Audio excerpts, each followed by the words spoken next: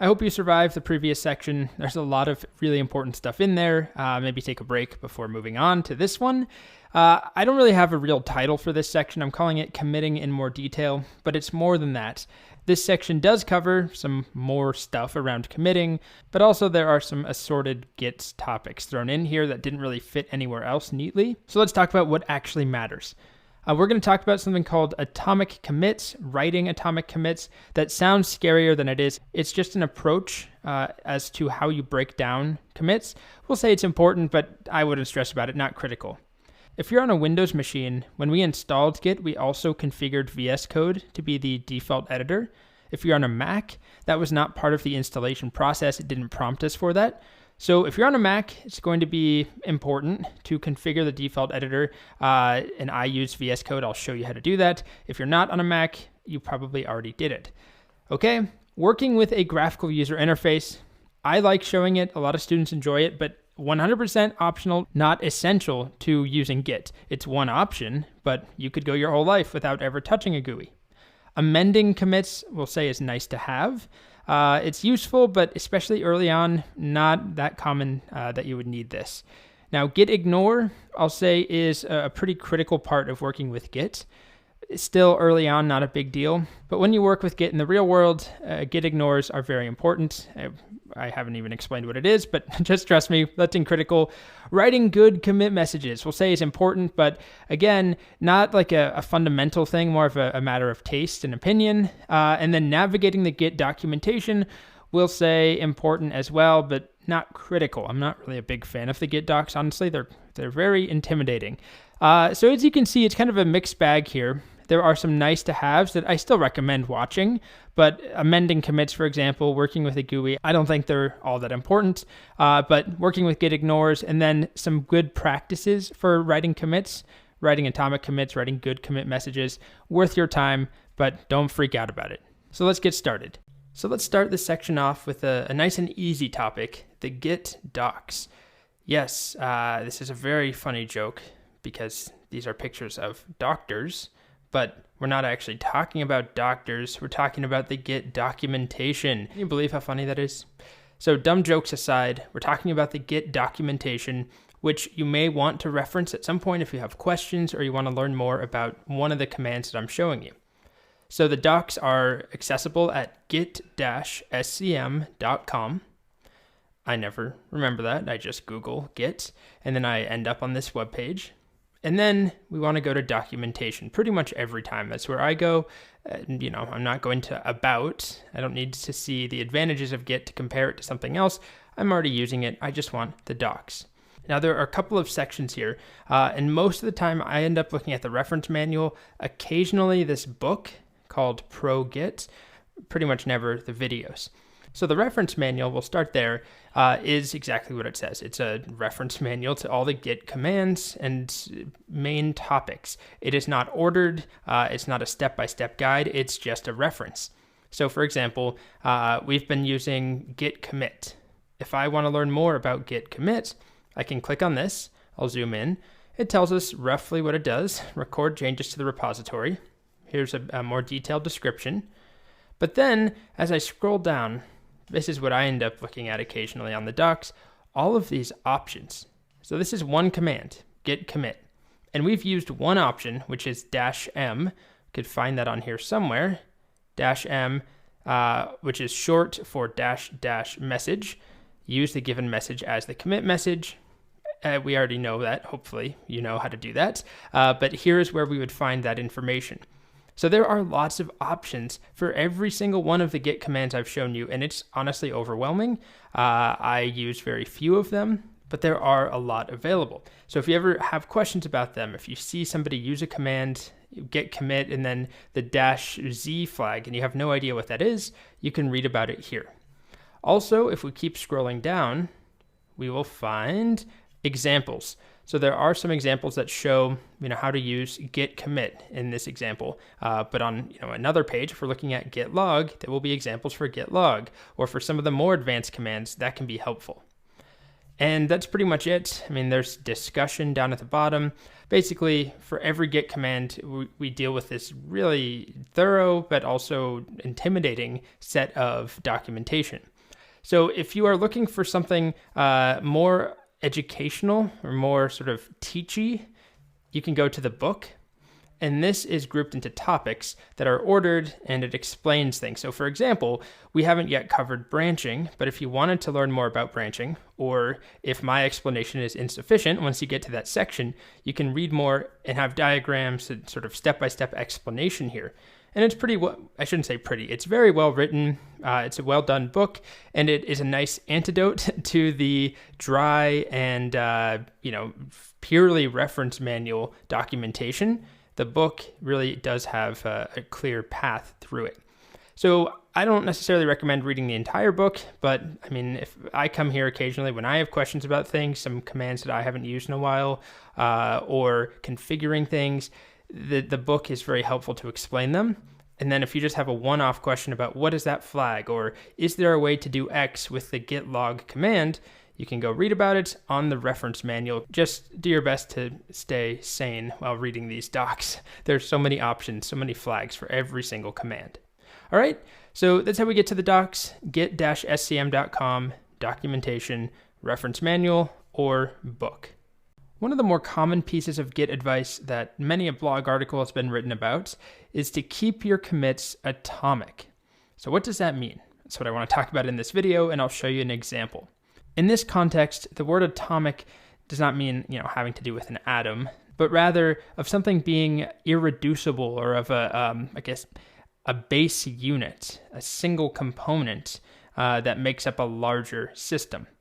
So if that doesn't mean anything to you, just read the first paragraph here. When possible, your commits should encompass a single feature, a single change, a fix. In other words, try and keep each commit focused on a single thing. And this is important, especially if you're working with code and you're writing code, you're adding features or fixing bugs. It's super important to keep things as atomic as possible, to keep each commit focused on one thing. Again, that does not mean one file. That means one feature, one thing that you worked on. So let me show you an example. Here, I've got my first novel repository going still, and I'm going to do two things this morning. First of all, I'm going to add some inspiration, some visual inspiration. Since I'm such a budding writer, I want to have a little mood board. So I've actually downloaded a couple of photos that I want to use, just 1920s-esque photos. This is the best I could find with all the copyright restrictions I have to worry about. So I'm going to make a new folder in here. I'll just do it through Finder. I'll call it Mood Board. And then I'm just going to put those images in there. Okay, so now I have that folder in there. And of course, if I type git status, Git is going to tell me, hey, there's a whole new directory, mood board, that I see, but I'm not tracking. So I keep working on my novel, and I decide, I'm not sure if I like the name Gatsby. I think I want to change Gatsby to be Catsby with a C. So I'm going to change that across all my files. How am I going to do that? Well, with VS Code, it's super simple. If I go to this little icon here, there's also a shortcut I can never remember. I can search for Gatsby, and I can replace it across all files. So it found it in 4 different files, right? The characters file, chapter 1, chapter 2, the outline, and I'll replace it with Catsby like that. And then I can click this button. However you do this, if you are following along, I'm just making a change across a bunch of files. So it's asking me, are you sure you want to replace 18 occurrences across 4 files? Sure. All right, so now we see it changed here. Catsby in the characters file, somewhere in here, I'm sure. Here we go. When I looked once more for Catsby, he had vanished. So we can trust that it changed across all those files. So now I'm ready to start committing. It's later in the day, or maybe I'm going to take a lunch break. So I type git status, and we have a couple of things, right? We have 4 files that have been modified, plus a whole new directory that contains a bunch of files inside, 3 image files. So I'm not just going to add all of this to one single commit. That breaks this rule or this pattern of wanting to keep each commit focused on a single thing. here, it's very easy for me to break this up and just say, okay, my first commit, the order doesn't really matter, but one commit I'll make will be around changing Gatsby to Catsby. That was one thing that I did.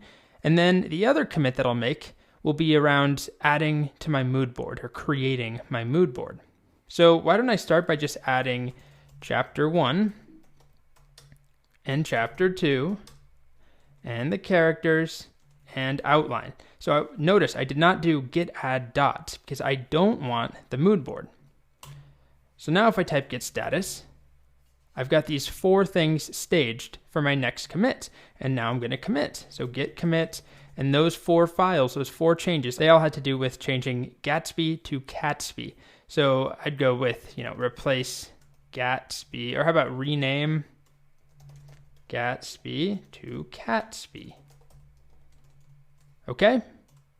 I type git status, and we still have some uncommitted changes, some stuff I've worked on that Git does not know about. It's a whole directory. That's what the slash means. So if I wanted to, I could add specific files from inside of there. Git add moodboard / and then I could type the name of one of those files, like Rolls. It's a Rolls-Royce image. So I could do it that way, or I can just add the entire directory like this. And I'll just add the entire thing. Now if I type git status, you can see all 3 image files have been added. They are going to be committed whenever I commit. So I'll commit now, git commit -m. What should I do? How about start off or create mood board? Sure, create mood board. There we go. So I just made 2 separate commits instead of one larger commit, following this idea, keeping our commits atomic, breaking them down into some sort of single irreducible unit or piece instead of having like a multi-purpose commit that just includes everything you did at once. Break it down into smaller pieces. This matters a lot when you're working on code, especially when you're working with a team of people, and you may need to undo some of the things that you write. You may introduce a bug at some point, and if you boiled in a whole bunch of changes into one commit, rolling back that commit could undo a ton of work. But if you kept your commits atomic, single purpose, then if somebody needs to undo one of them, you don't lose all that other work.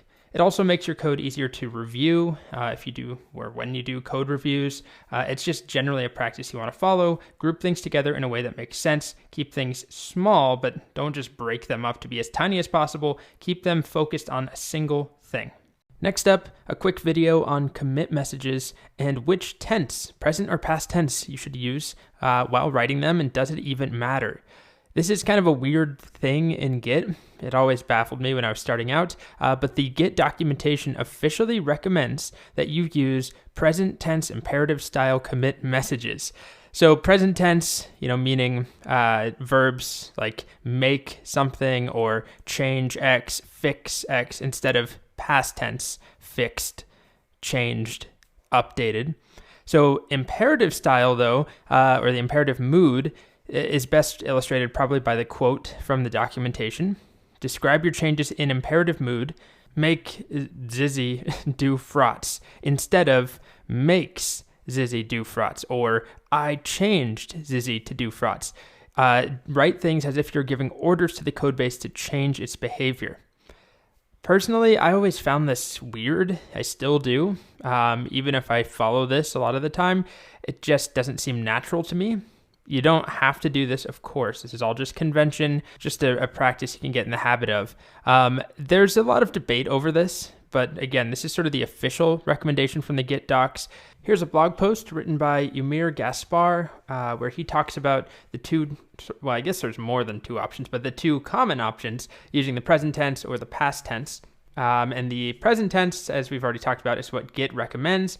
And one of the main reasons people use it is that Git actually generates its own messages at some point.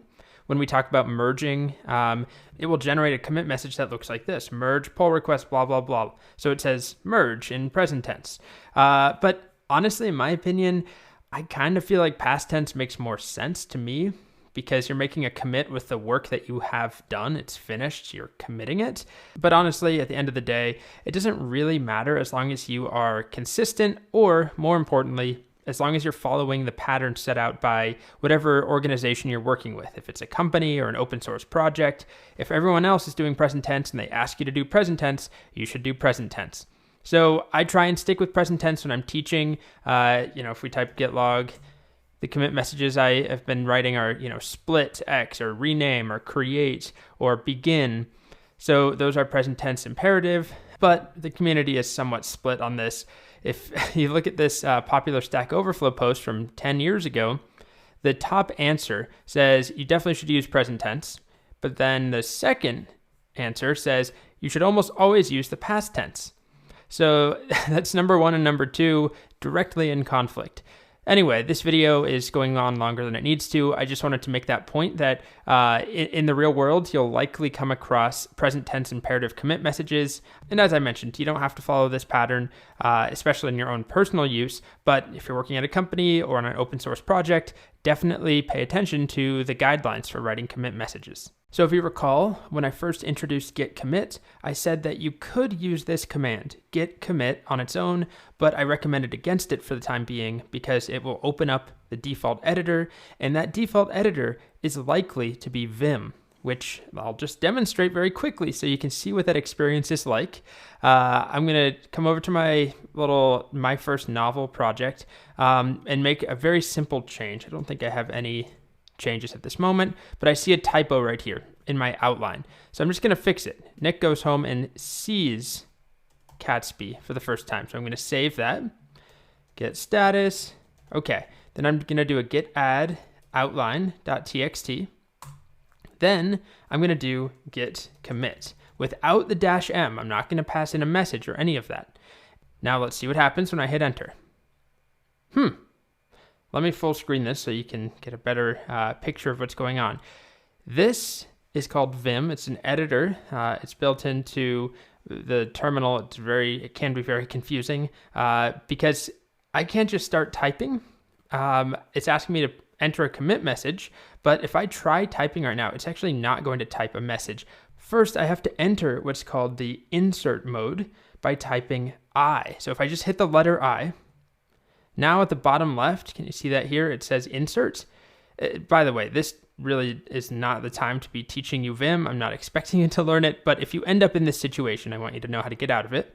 But we're gonna change our default editor. So don't worry about the actual command. So I hit I so that I'm in insert mode, and now I can start typing and leave a commit message. So what did I do? I fixed a typo. So fix typo, just like that. All right. Fix typo in outline maybe. Sure. Now, how do I get out of here? Well, it's also confusing. First, I hit the escape key one time to leave insert mode. Next, I need to leave Vim entirely. And to do that, there's a couple of options, but I'm going to do :W and then Q. Oh, gosh. So W stands for write, Q stands for quit. So this is write, basically save these changes, and quit Vim. It's very confusing. Now I'm going to hit enter. Whew. And we made that commit. And you can see fix typo in outline. If I type git log, fix typo in outline. So it looks exactly the same. It's a commit. Nothing different. It's just the way that we made it and passed in that message was a lot worse. Now, there are times where using this message flag, the -m flag, is not going to cut it. If we need to type a much longer commit message, I mean, you could cram it all into a single line, but on larger projects and large code bases, open source projects, your commit messages might actually look something like this. Multiple lines, maybe paragraphs, bullet points. So that's not going to cut it, just passing it in inside of quotes. You don't want to be typing something like that in your terminal on a single line. So we do want to configure this version, git commit, so that it opens up an editor where we actually feel comfortable typing paragraphs, where we could type something like this. And for the majority of students and the majority of developers out there, Vim is not that editor. So I like to use VS Code as my editor. I've been using it in the course, no surprise there. But you can configure Git to use really any editor. You can use VS Code or Sublime Text or any of the other editors that are out there. I'll show you how to do that right now. So if you go to the Git documentation, there's this page called Git Commands Setup and Config. It's on the appendix for the book. I'll just include a link to this if you're curious. And just like before, when we configured our username and the email address for our Git configuration, we can do the same thing for the editor. So depending on what editor you're using, there's a table here, and I'm looking for VS Code, which is right here, Visual Studio Code. And this is the command I need to type. So git config, we'll do global so that it applies to every repo, not just the current repo. Core.editor is what we're configuring, and I want it to be code, which is the name of VS Code, Visual Studio Code. And then I'll talk about this -- wait in a moment, but basically we just copy this line. So if you're using Sublime, copy this line on a Mac, or if you're on a PC, copy this line.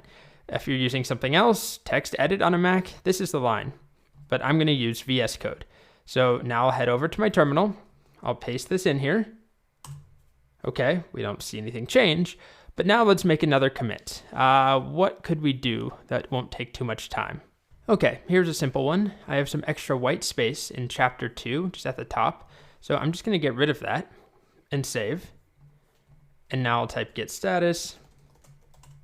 All right, it says I modified that file. All I did was delete some empty lines, but that's still a modification. So I'm going to add that. Git add chapter2.txt.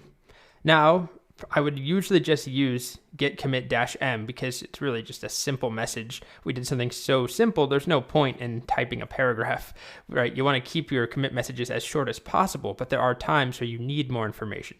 This is not really one, but I'm going to do just git commit without the -m flag just to demonstrate that hopefully our editor is configured to be VS Code. Let's see. There's a problem with the editor code -- wait. So this is a problem stemming from the fact that my terminal does not know what code the command code is referring to. So it's telling me here, command not found. Basically, if I go into VS Code, I can fix that. I'm going to open the command palette, which is Command Shift P. And then I'm going to type code. And I want this, install code command in path. Okay, so it says shell command code successfully installed in path. So now, hopefully this works. It knows what the command code is referring to. So let's try committing again. Aha, now it's opened up in VS Code. And you can see over here, it's waiting for me to close this file. So that's why we had to add that -- wait right here. We want it to wait until we finish editing and save our commit message. So I can type my commit in here. Also, I didn't mention this earlier, everything that starts with a hash or the octothorpe character will be ignored. It's a comment, it's not included in the commit.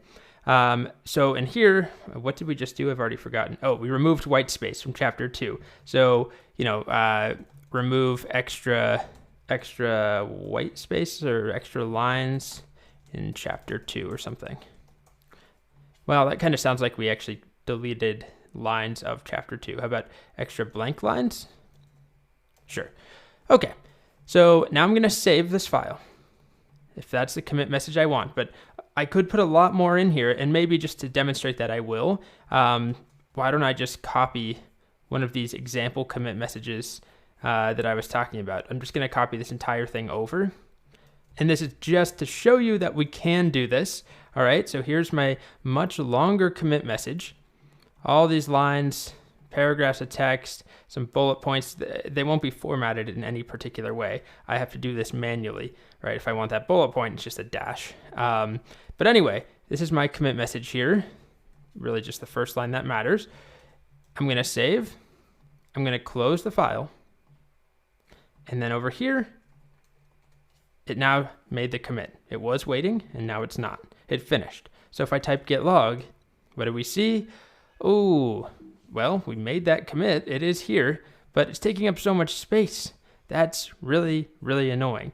So in the next video, I'll show you how we can use git log with a small tweak so that we don't have to see the entire commit message in the case of a very long commit message. Anyway, we set up the editor. We configured it to use VS Code in this video. If you're doing something else like Sublime Text, follow the instructions here. I'll include this link in the description if you want to check it out. But you can avoid this for the most part by just using -m until you really need to type a longer commit message, which is not all that common when you're starting out. Once you start working on larger projects, though, it's definitely important to be able to open up and write messages in an editor. Okay. In this video, I want to talk about the docs one more time, and specifically how we can learn more about Git log, which just gives us a log of the commits in a given repository. And as we saw, when I added a very, very long commit message, we see the entire thing here. Now, shortly, we will want to see these commits, and specifically, we're going to want to know these commit hashes. Spoiler, we need those in order to revisit a commit or undo a commit or check out or take a look at a commit. So we need those, and if we have hundreds of commits and they all have these really long messages, that could be really frustrating. So there are some options for how we use Git log. So let's go to the documentation. Let's go to reference, and we'll find log. Here it is. I'll zoom in a bit. As we know, it shows us commit logs. But there's quite a bit to how it works, and there's a lot that I just don't know about it because I don't use most of these features. Just like with most Git commands, there are tons of options. But the one I'm interested in for now, we scroll down. You could also find it in the examples, I'm pretty sure, down at the bottom. I mean, look at this. This is crazy, the number of options. Just absurd. You can filter things out based on who wrote the commits, when they were committed. I believe you can order them differently. But what we are after... All right, well, I had to search for it, but this is what we're after, formatting the commits. These flags, including -- pretty, allow us to pretty print or change the format of the logs, how they're printed out. And specifically, I usually use this option one line. So -- one line, which is actually shorthand for -- pretty, equals one line -- abbrev commit. So what does this mean? We can just take one piece at a time just to show you. Abbrev commit just shows us a shorter version of that commit hash. So if I do git log -- abbrev commit, it's hard to see much of a difference. But here, I'm only getting a small piece compared to what we got before of each one of those commit hashes. But we're actually after a bit more than that. We want one line. So when we do -- pretty equals one line, we have these different options for pretty, -- pretty medium, or fuller, email. These are all things that we can format in the response, but I just wanted to show you one line. So I like to use the shorthand, -- one line, but just know that it's actually shorthand for pretty equals one line and abbreviated commit. Let me just show that, git log -- one line, if I can type it correctly. And there we go. Oh, so much better. Look at that. You can see one line of each commit message, which is why your first line of a commit message, even if it's a super long one, the first line should explain, it should summarize the commit. So remove extra blank lines. That's what we did, even though if we actually look at the entire message, there's a whole bunch of other stuff. It's very important, or I shouldn't say very important, but it's conventional, and you should follow this pattern of having that first line be the summary of the commit, and then any other information comes afterwards, separated by a return. So git log -- one line, it's a nice way to look at our history, and it's not just about, remembering, oh, that was such a cute message I wrote. It's actually important to be able to do this because shortly we will be revisiting commits, and we want to look at this history so that we can figure out where to time travel back to. But for now, we're just reminiscing. So that's git log. The docs, as I just showed you, are so overwhelming. I mean, there's so much you can do with git log. I have carpal tunnel just from scrolling down this page. So don't feel intimidated, or do feel intimidated, but know that I am also intimidated by this page, whichever makes you more comfortable. Next up, totally optional, like most of this section just has to do with committing. I'm going to show you how to make a commit using a GUI, like Git Kraken.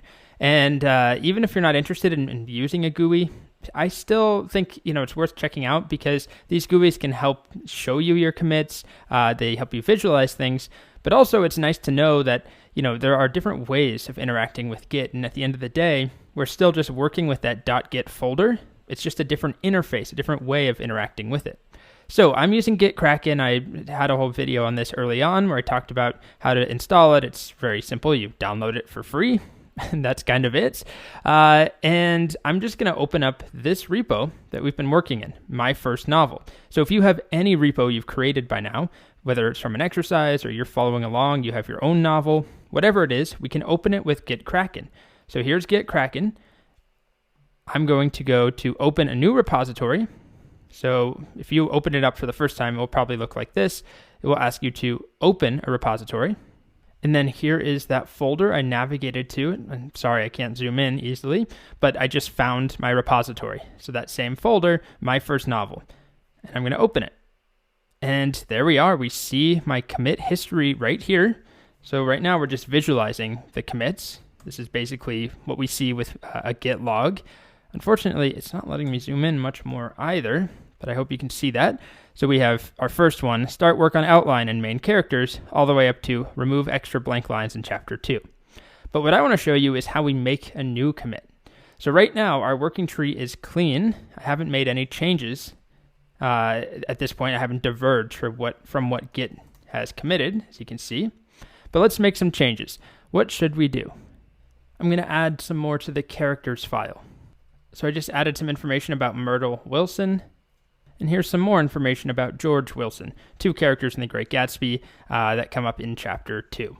All right, so I'm going to save that. And I'll also, how about I add something to our mood board? So I have these images in here. Let's add another image.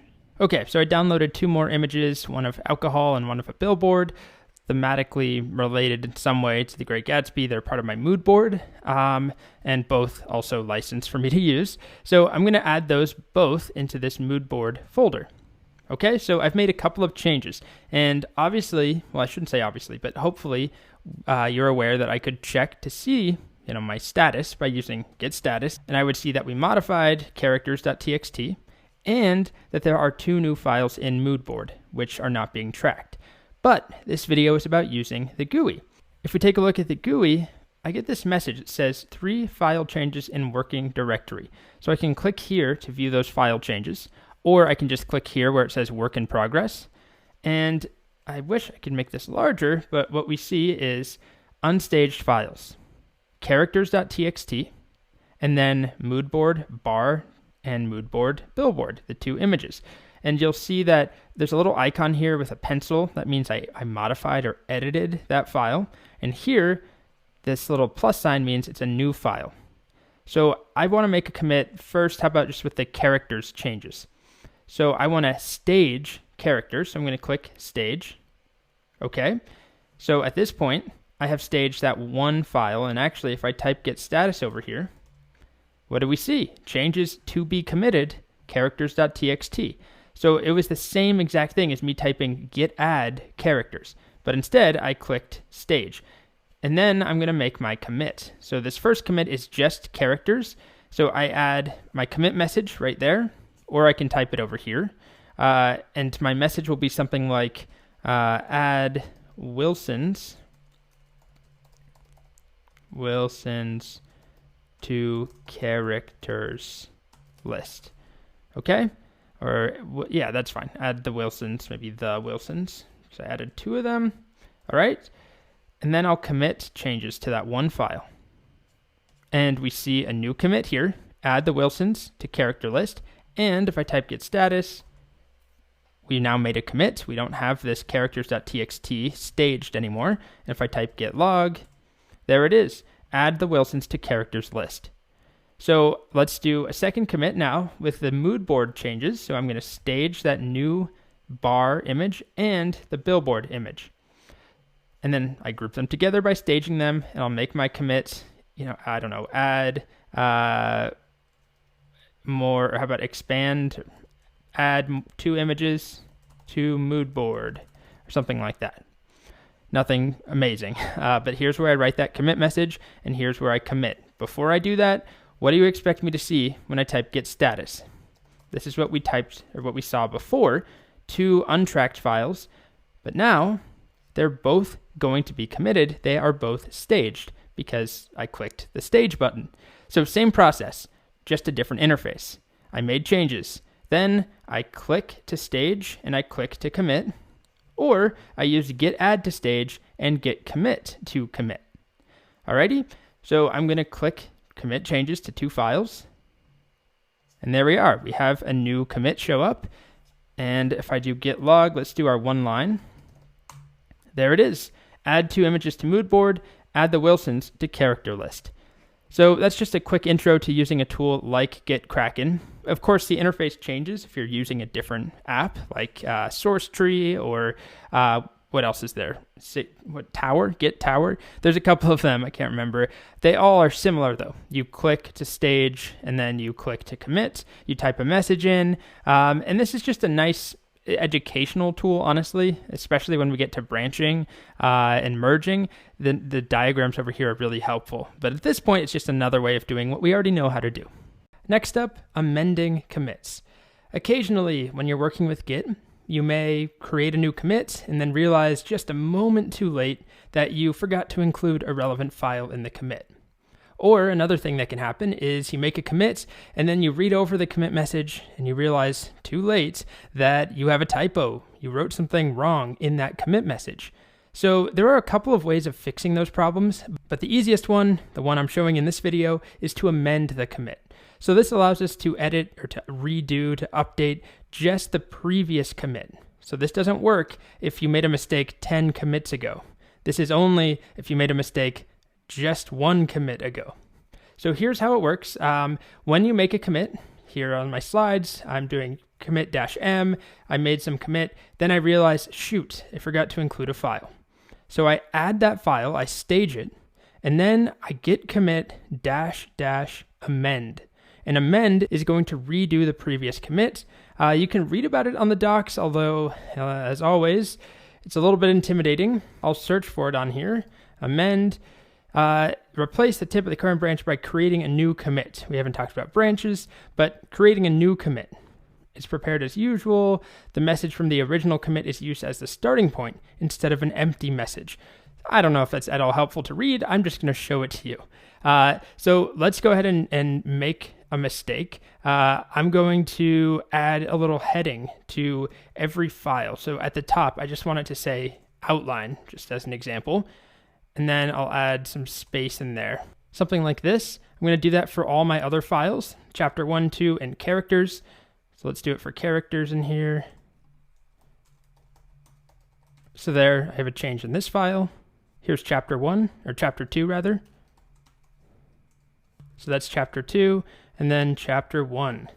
Okay, so I've made those changes, just added a little heading to each one of those files. If I type git status, of course, we see we modified 4 files. So let's go ahead and stage some of these files. Let's do chapter 1. Let's do chapter 2. I'll make this full screen. And let's do the characters file. But I'm going to deliberately pretend to forget the outline file. So I'll add those 3 files. They should be staged. And normally I would check, like I just did with git status, and realize, oh, I forgot that file.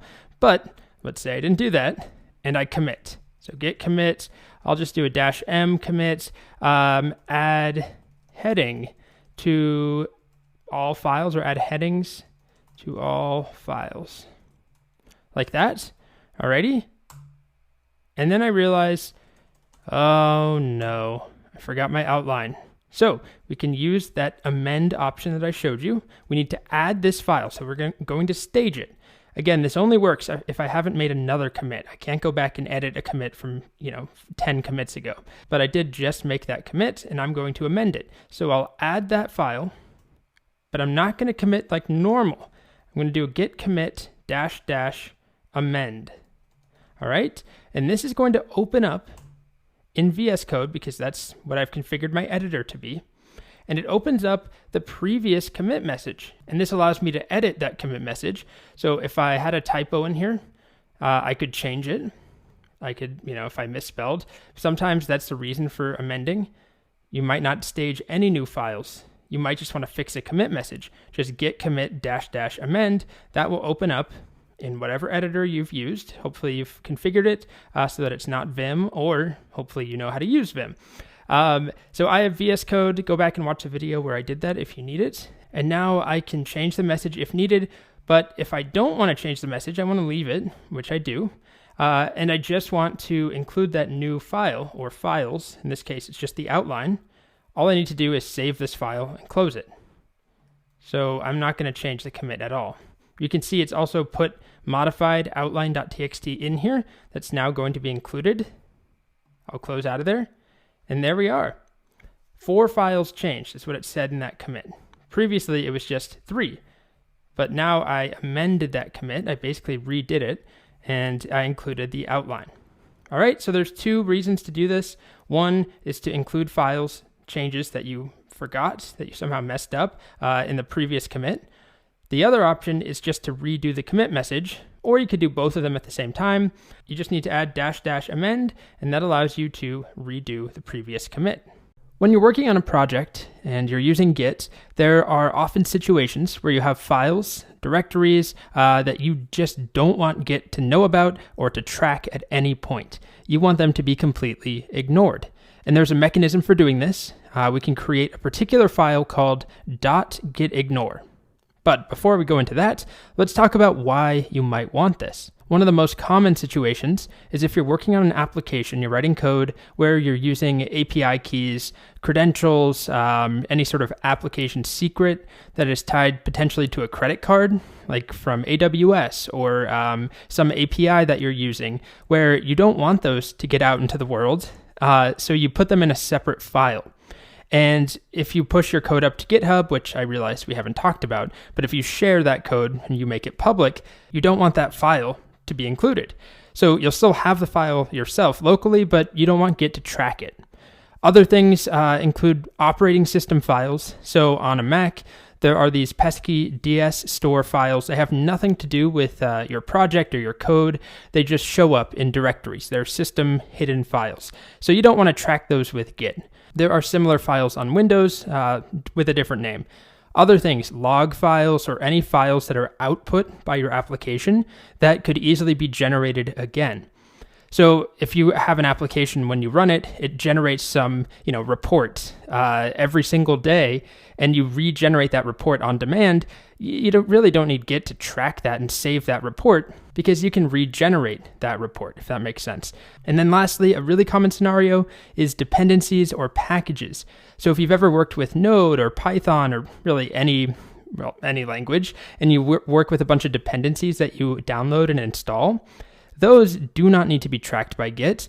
That could be hundreds or maybe thousands of different folders and files that you can easily go and get at any point. You don't need to bother tracking the dependencies themselves. So I'm going to show you an example of how we do this. As I mentioned, the mechanism is through this file with a very particular name. It's a hidden file that we create, .gitignore. And if we put that really anywhere in a repository, but traditionally we'll put it in the root of the repository, the top of it, although it doesn't have to be there. We create a file with that name. Git will look for that file. And inside of it, we can tell Git what to ignore. So we can put exact file names. So the first bullet point here is .dsstore. Git will ignore a file with that name. We can give it folder names by putting a / at the end. And we can also do fancier patterns. For example, this line here, *.log. This is a wildcard that will match anything. I think anything except for a /. It will match any character followed by the extension .log.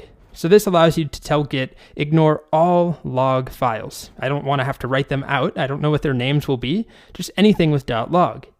So I'll just quickly show you some examples. Again, we haven't really gone into GitHub at all, but on GitHub there are projects, and pretty much every single project here is going to have a .gitignore file.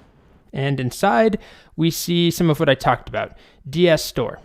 We see directories like the reports directory, Node modules. If you ever work with Node, that's where all of the packages are installed. So we're ignoring that.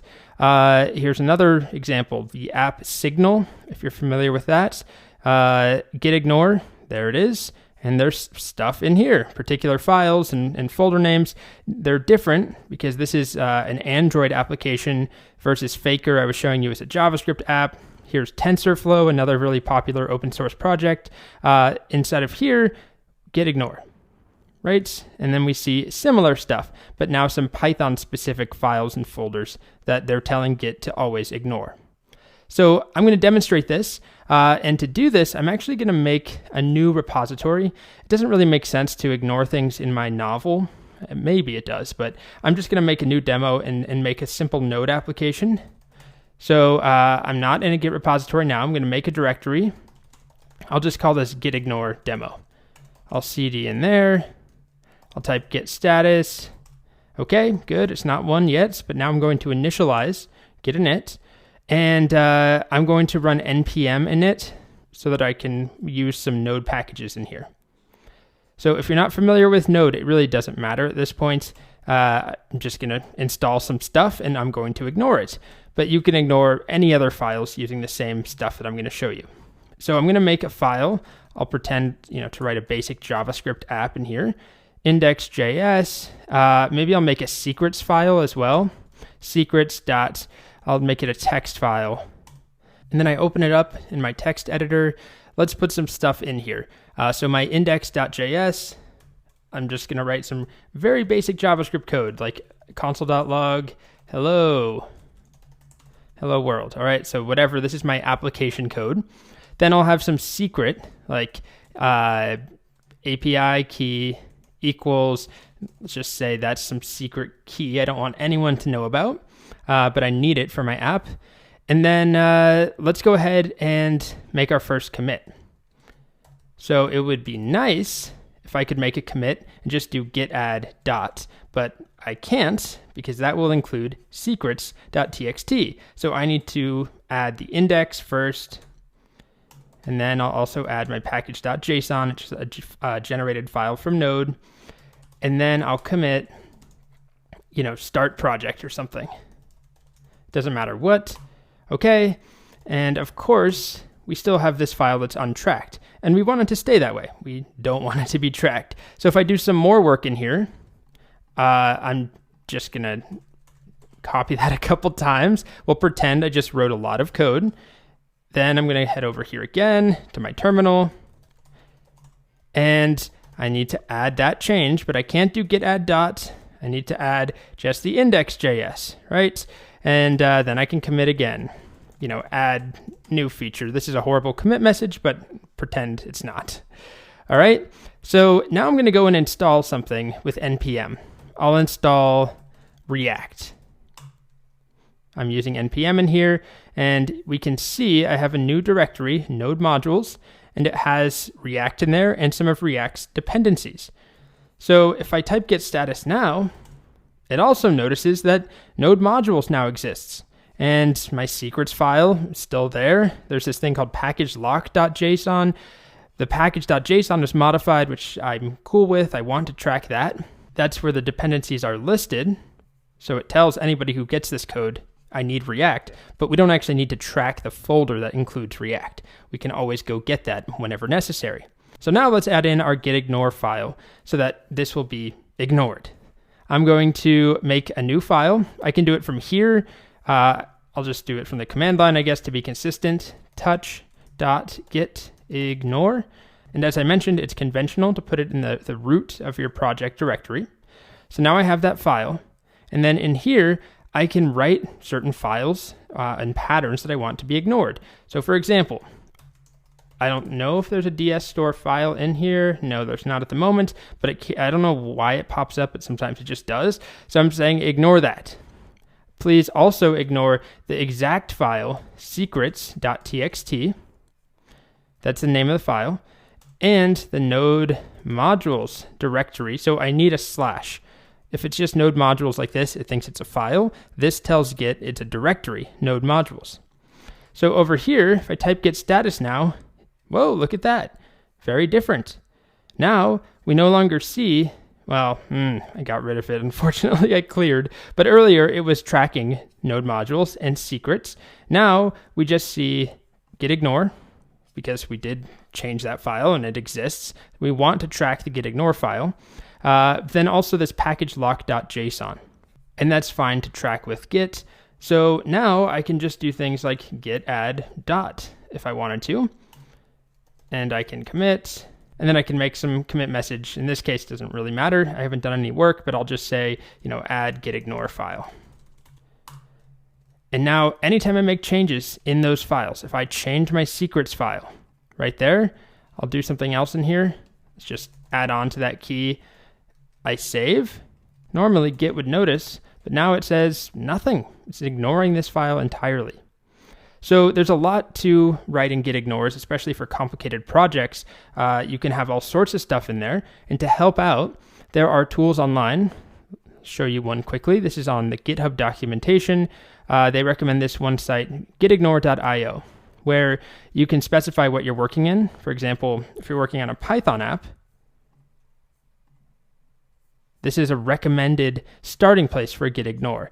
And you may not have files with all of these patterns or these extensions or these directory names, but they're common enough that you can just include it. It's really not adding a lot of overhead to your application. And they have similar gitignore templates for JavaScript and pretty much any other thing you can think of. So that's an intro to gitignore files. There's a lot to them, right? The patterns you can write, you can actually go on the Git docs and read about it. There's more that we didn't even go into. For example, 2 stars is different from 1 star. A question mark is a way to match a single character. If you're familiar with regular expressions notation, it's kind of similar here. But anyway, most of the time, it's good enough to just be able to ignore file names, directories, and file extensions using the wildcard. Okay, so that's gitignore.